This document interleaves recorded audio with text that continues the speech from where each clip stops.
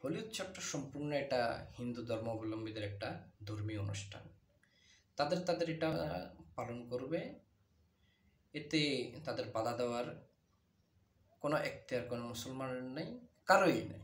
কারণ এটা তাদের ধর্মীয় উৎসব, তারা পালন করবেই তাদের এটা, আর এটা তাদের স্বাধীনতা আছে। কিন্তু জন্ম পরিচয়হীন নামধারী মুসলমানের এই বাচ্চারা যে কাণ্ডটা করলো এখানে গিয়ে, তাদের ফ্যামিলিতে কি বাপ-মা নাই? তাদের গাইডিয়ান তারা কি পতিতালয় থেকে উঠে আসছে? আমার কেন জানি মনে হয় এদের জন্মের মধ্যে খুব সমস্যা আছে। না হলে তুই একটা ধর্ম বিলং করস, তুই অন্য ধর্মের এই যে এই উৎসবটা গিয়ে যে ব্যয়াপনা তোরা করলি, যে কথাবার্তাগুলো তোরা ফুটে তুললি, এটা কোনো বাস্তবিক কোনো ধর্মের মানুষে এটা করতে পারে না।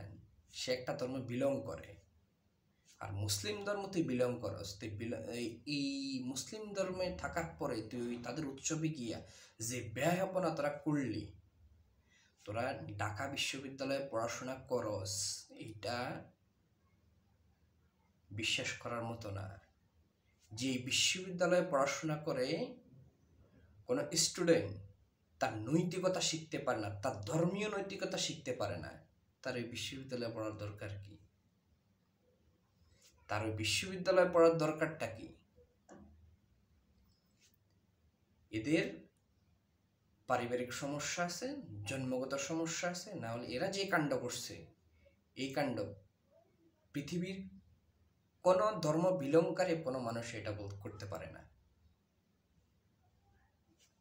এদের ধর্মীয় কোনো শিক্ষা নাই, পারিবারিক কোনো শিক্ষা নাই। এরা নিকস পতিতালয় থেকে উঠে আসা ঢাকা বিশ্ববিদ্যালয়ের একজন ছাত্রছাত্রী। এরা বেয়াদবের বাচ্চা, গণনকার বেয়াদবের বাচ্চা, বেয়াদব।